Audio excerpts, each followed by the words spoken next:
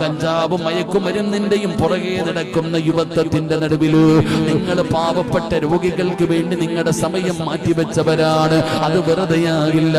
ഈ ചെറുപ്പക്കാരോട് പറയുകയാണ്, മക്കളെ ഒറ്റക്കെട്ടായി നിൽക്കടാ ചെറുപ്പക്കാരാ.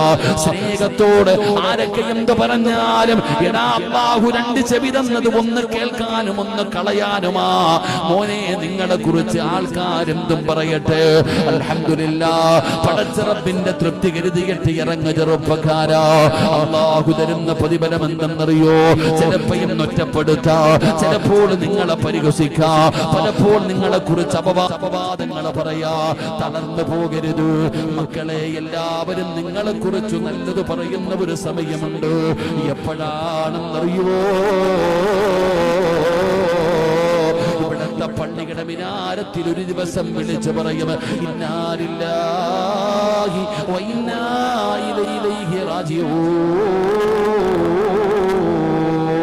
മരണവാർത്ത വിളിച്ചു പറയുന്ന ഒരു ദിവസമുണ്ടോ?